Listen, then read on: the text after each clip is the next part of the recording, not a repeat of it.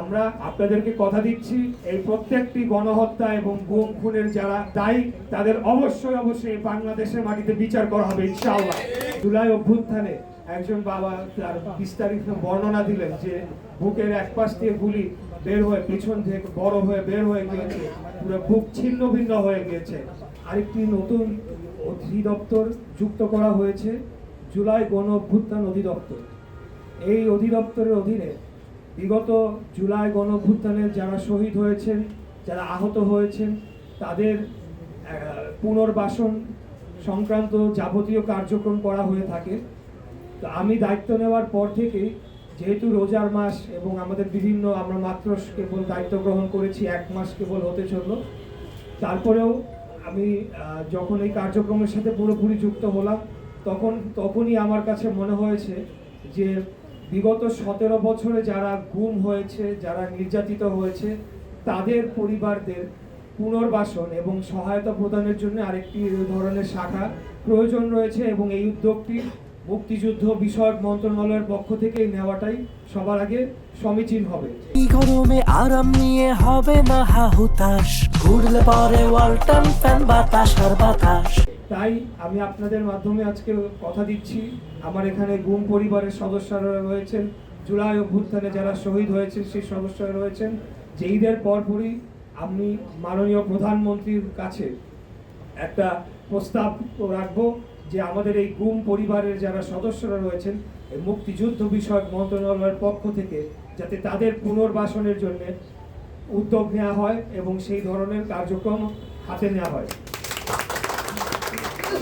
মহান মুক্তিযুদ্ধ থেকে শুরু করে জুলাই গণ অভ্যুত্থান পর্যন্ত প্রত্যেকটা আন্দোলনই কিন্তু একই সূত্রে গাঁথা। বাংলাদেশের পক্ষে, বাংলাদেশের স্বাধীনতা সার্বভৌমত্ব রক্ষার জন্য, বাংলাদেশের গণতন্ত্রকে রক্ষার জন্য এবং মানুষের ভোটের অধিকার, কথা বলার অধিকার এবং আমাদের এই বাংলাদেশকে একটা স্বাধীন সার্বভৌম রাষ্ট্র হিসেবে গড়ে তোলার জন্য মহান মুক্তিযুদ্ধ হয়েছিল। তারই পরবর্তীকালে আমরা সর্বশেষ দেখেছি যে জুলাই গণ অভ্যুত্থান হয় এবং সেখানে আমাদের যে ছাত্র জনতা তাদের বুকের তাজা রক্ত ঢেলে দিয়ে আমাদের এই দেশের স্বাধীনতাকে রক্ষা করেছে। একইভাবে বিগত 17 বছর ফ্যাসিবাদী বিরোধী আন্দোলনে আমাদের যারা ছাত্র নেতারা ছিল তারাও সেই মহান মুক্তিযুদ্ধের চেতনাকে ধারণ করে বাংলাদেশের গণতন্ত্রকে রক্ষার জন্য, বাংলাদেশের গণতন্ত্রকে পুনরুদ্ধার করার জন্য এবং বাংলাদেশে যে একদলীয় শাসন ব্যবস্থা কায়েম করা হয়েছিল তার বিরুদ্ধে আন্দোলন সংগ্রাম করতে গিয়ে এই ছাত্র নেতারা গুম হয়ে গেছে। তাই আমি মনে করি যে এই সকল যে আন্দোলনের মাধ্যমে যারা তাদের শহীদ হয়েছে, যাদের পরিবার নির্যাতিত হয়েছে, তাদের পুনর্বাসন করা, তাদের ভবিষ্যতে তাদের যে সন্তানরা রয়েছে, ছোট ছোট সন্তানরা আপনারা দেখছেন, ওদেরকে আমি দেখেছি তারা অনেক ছোট ছিল। বিগত ওদের বাবারা গুম হয় 2013 সালের সময়, 13-14 সালের আন্দোলনের সময়, আজ থেকে প্রায় 8-9 বছর আগে, 13 সালে, অনেক আগের কথা। তখন আমি তাদেরকে দেখেছি, তারা ছোট ছোট ছিল, আজকে তারা বড় হয়ে গিয়েছে, তাদের চোখের পানি ঝরতে তাদের চোখের পানি শুকিয়ে গিয়েছে।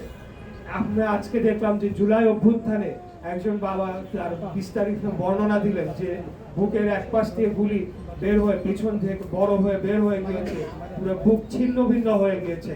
তো আমরা আপনাদেরকে কথা দিচ্ছি এই প্রত্যেকটি গণহত্যা এবং গুম খুনের পিছনে যারা দায়ী তাদের অবশ্যই বাংলাদেশের মাটিতে বিচার করা হবে ইনশাআল্লাহ।